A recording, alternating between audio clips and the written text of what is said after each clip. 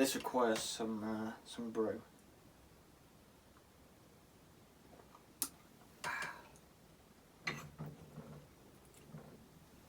Bit of honey in there. Goes down a treat. Welcome to another Southbankwolves video on YouTube. And yeah, this is just going to be a quick roundup of my league table prediction. And looking back, I've questioned even myself why I've put some teams where I've put them. And obviously we want to delve into the Wolves predictions. So like, you know, top goal scorer, top assister, all that. So yeah, let's crack on. I've got my trusty new pad, Marvel inspired, Venom. So yeah, let's crack on.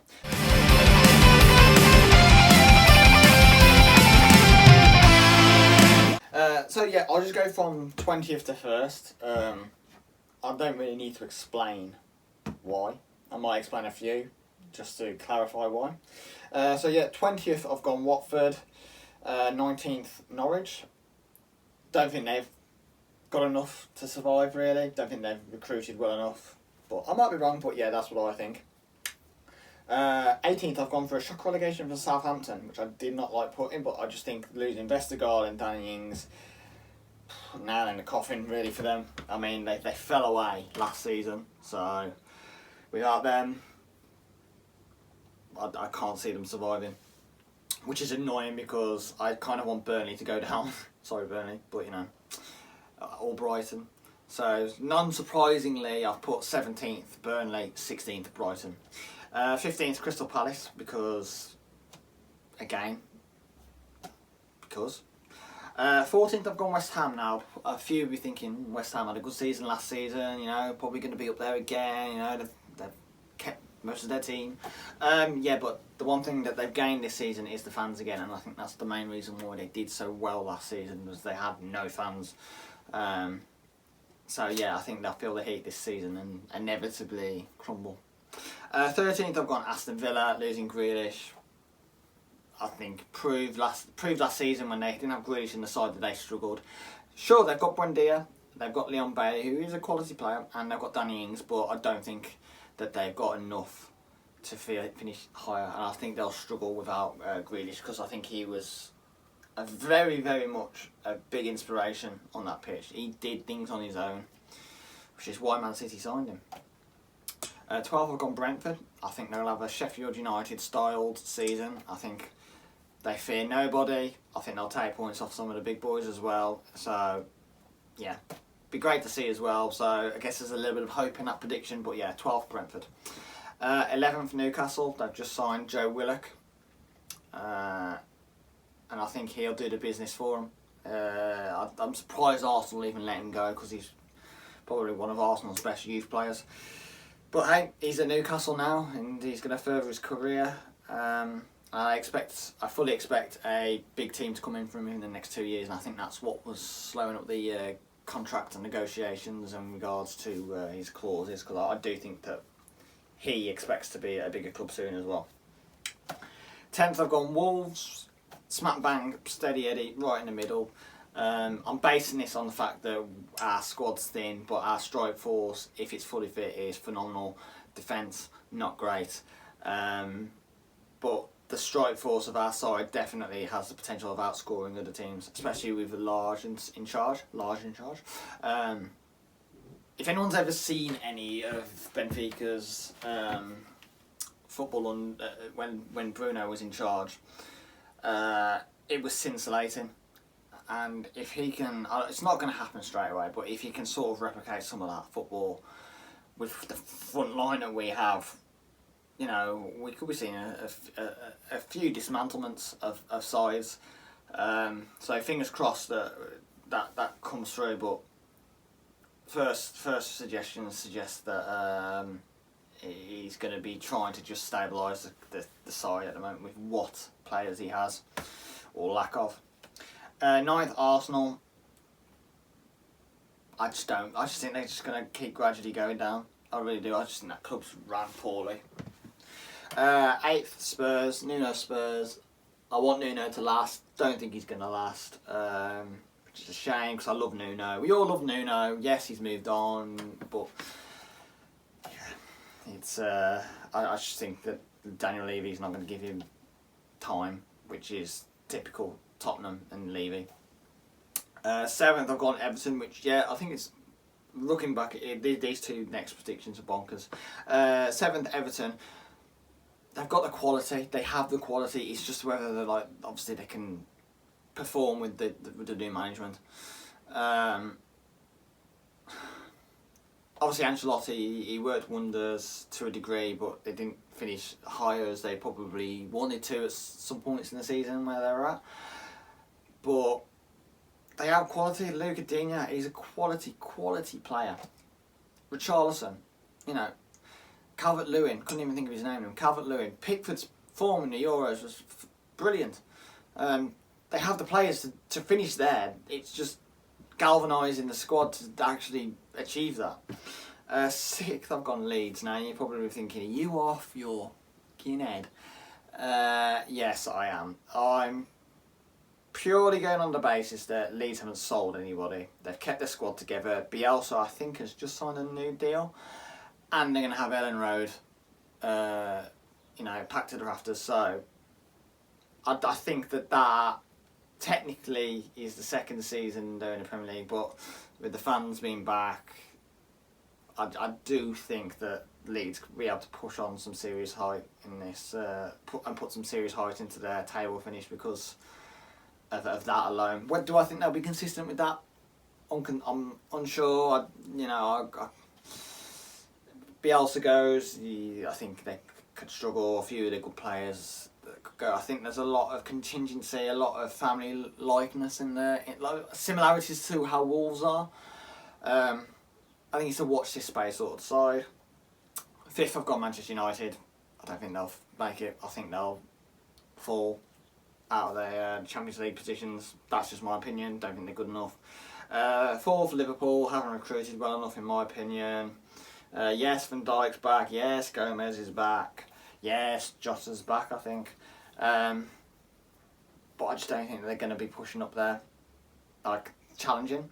I think your 3 challenges are going to be Leicester, momentum, they're winning the cups that they are. The feel-good factor around the stadium and the fan base is going to be on a new level for them. So I think they'll be riding this momentum for some time now. I do think they'll beat us on the weekend, and I hate saying that, but I just think that they will.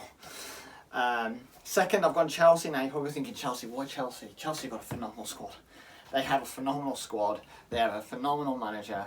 They're just about to sign Lukaku, which, don't get me wrong, I don't think that's a great signing, but he'll get them 15 goals easily. You're probably thinking, how's that not a good signing then? For 100 odd million, I think they could do better. I don't get why they need to spend that much money on Lukaku when they've got Tammy Abraham, which, you probably think I'm stupid saying that, but Tammy Abraham knows how to score in the Premier League. Timo Werner, not the greatest first season, but nor was Drogba's. And I think the winners of the Premier League is going to be Manchester City. That squad, that management team, it's next level. Especially now they've got Grealish, and I used to hate Grealish, but yeah. What else can I say? Now we go on to the Wolves ones, which you've probably all been waiting for if you've lasted this long, so well done if you have. Top goal scorer. You know who it is. Raul. And it's not going to be a case of keeping him fit. Raul keeps fit. He stays fit. The injury he had last season was it was unfortunate. It's one of those, isn't it? So Raul, 20 goals, Premier League and Cup competitions, over 20 goals this season. Top assister, I'm hoping will be Traore. I think he's got a lot to prove, and if he can prove it this season, that he has got more goals and more assists, and not just necessarily assisting Raul, but other players, then you'll be looking at. Then Traore has the potential to go, you know what, I should be looking at higher, like club-wise, Champions League. But he's got to prove that and if he wants to do that, he's got to do it this season. Player of the season, I've gone Ruben Neves. I think this is a season for him to shine, especially under Bruno Lage. I think with the shackles off, he can able to push forward, ping them passes forward again like he used to. Everyone knows his defensive capabilities are pretty good. His defensive stats were actually brilliant. I think he got like something like one of the highest interception rates in the Premier League. I'm unsure, don't quote me, but yeah. I think this will be a season for Neves to shine and potentially take the armband on the pitch, because if we do sign centre-backs that replace Cody, he is the man, without a doubt, and he's becoming a cult hero within Wolverhampton. Young player of the season, I've gone Fabio Silva. I think he'll get 8 goals. I think he'll shine, and I don't think he'll just shine because of his goals. I think he'll shine because of what else he brings as a forward as well, and his link-up play. 19-year-old playing in front of the Molineux crowd. I think he's going to thrive on that. I think everyone just needs to, really get supporting him. I guess that's the only way of saying it. Support the lad, and I think he'll thrive. So that's up to us. Player to watch out for, I've gone for Trincao, because I've said it in a previous video as well, if you've not seen Trincao play before, you're in for a bloody nice surprise.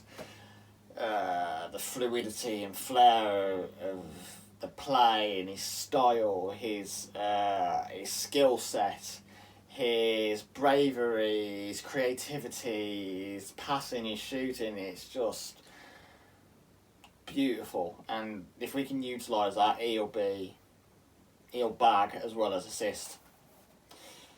Key player throughout the duration of the season. When he's back, Pedro Neto, I think he is one player who literally can turn a game on its head, with individual moments of pure and utter genius. And I think he drives players around him forward.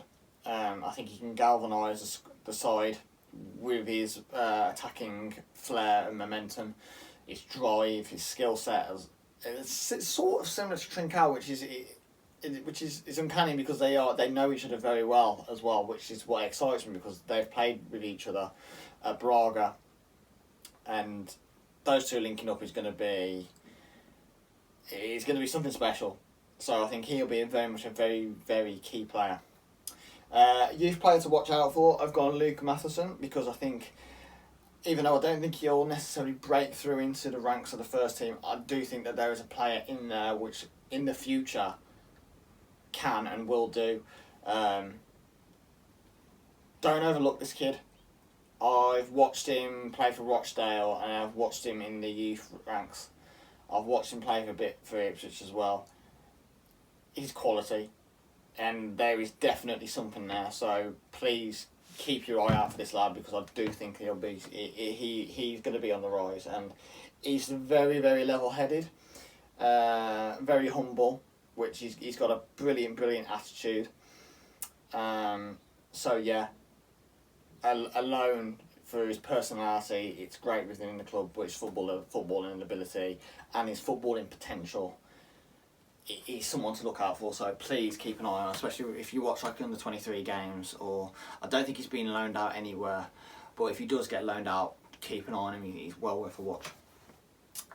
Breakthrough season.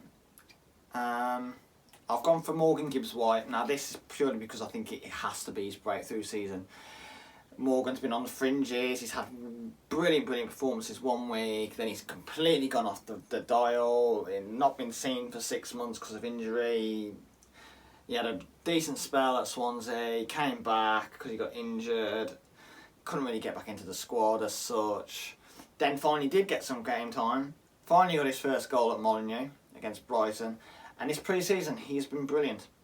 I mean, you can't fault the lad.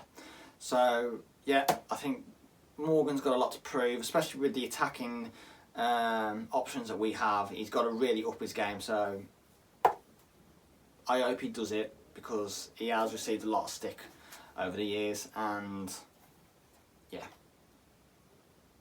come on Morgan, you can do it this season. Anyway, there are my predictions. for the season. Thank you for watching. I'm going to do another video now as well, which is going to be different. It's going to be about transfers, so that'll be the next video I upload. I will be wearing the same again. I'm doing another double header of videos. I was going to bring down another t-shirt just to make it look different, but I thought, why not? You're not watching me to watch me, you're watching me to find out what I say about Wolves and all that sort of stuff. But yeah, like, subscribe. I am going to be doing a sort of, I think we're going to do a gift card. So the first, well, I can't remember what I've settled on. I think it was either going to be 100 or 200 subscribers. Screenshot that you're a subscriber and send it to me, and then you'll be entered into a raffle, basically. But I don't know how I'm going to do that yet. So yeah, thank you for watching. Peace and love, guys. Peace and love, and I'll see you on the next one.